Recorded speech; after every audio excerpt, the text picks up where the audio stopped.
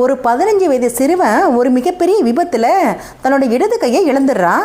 அவன் தன்னோட இடது கையை இழந்தது கூட பொருள்படுத்தாமல் எதையாச்சும் ஒன்று சாதிக்கணும் முடிவு பண்ணிட்டு என்ன பண்ணுறான், அந்த ஊர்லேயே இருக்க கராத்தே சென்டரில் போய் கராத்தே கற்றுக்க போய் சேர்றான். அந்த கராத்தே மாஸ்டர் என்ன பண்ணுறாரு, இவனுக்கு ஒரே பயிற்சி திரும்ப திரும்ப சொல்லி கொடுத்துக்கிட்டே இருக்காரு. கொஞ்ச நாளைக்கு பிறகு அவன் கேட்குறான், எனக்கு வேற ஒரு பயிற்சி சொல்லி கொடுங்களேன், ஒரே பயிற்சியை நான் கற்றுக்கிட்டே இருக்கேனே அப்படின்னு சொல்லி கேட்டான் அந்த சிறுவன். அதுக்கு அந்த கராத்தே மாஸ்டர் சொன்னார், நீ இந்த ஒரே பயிற்சியை மட்டும் நீ நல்லா கற்றுக்க, அதுவே உனக்கு போதும் அப்படின்னு சொல்லி சொன்னார். பிறகு ஒரு நாள் அந்த ஊரில் கராத்தே போட்டி ஒன்று நடக்குது. அந்த மாஸ்டர் என்ன பண்ணார், இந்த சிறுவனை கூட்டிகிட்டு அந்த போட்டிக்கு போய் சேர்றாரு. அந்த போட்டியில் இந்த சிறுவன் 2 போட்டியிலையும் இவன் ஜெயிச்சிடுறான். 3வது போட்டி ஃபைனல் போட்டி ரொம்ப டஃப்பாகவும் இருந்துச்சு. எப்படின்னா ஒரு மிகப்பெரிய கராத்தே வீரருக்கும் இவனுக்கும் போட்டி நடந்துச்சு.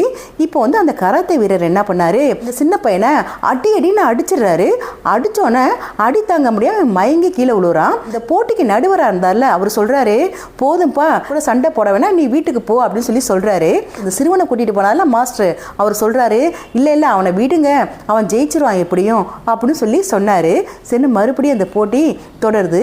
அந்த போட்டியில் வந்து இந்த சிறுவன் என்ன பண்ணான், அந்த கராத்தே வீரரை அடிச்சுட்டு இவன் ஜெயிச்சிடுறான். ஜெயிச்சு கோப்பையும் வாங்கிடுறான். கோப்பையை வாங்கிட்டு இப்போ இந்த கராத்தே மாஸ்டர் அந்த சிறுவனுமா வீட்டுக்கு வந்துக்கிட்டு இருக்காங்க. வீட்டுக்கு வரும்போது அந்த சிறுவன் கேட்குறான் அந்த கராத்தே மாஸ்டர்கிட்ட, எப்படி நான் ஜெயிப்பேன்னு நீங்கள் உங்களுக்கு தெரியும் அப்படின்னு சொல்லி கேட்டான். அதுக்கு அந்த மாஸ்டர் சொல்கிறாரு, நீ ஜெயிக்கிறதுக்கு 2 காரணம். முதல் காரணம் என்னன்னா, நீ வந்து கராத்திலே கஷ்டமான பயிற்சி நீ நல்லா கற்றுக்கிட்ட. 2வது என்னன்னா, அந்த கராத்தே வீரர் வந்து உன்னை அடிக்கும்போது உன்னுடைய இடது கையை தான் வளைக்கணும், அதான் உனக்கு இடது கை இல்லையே, அதனால தான் உன்னால் ஜெயிக்க முடிஞ்சுது அப்படின்னு சொன்னார் அந்த மாஸ்டர்.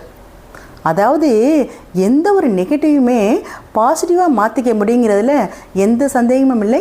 வாழ்த்துக்கள்.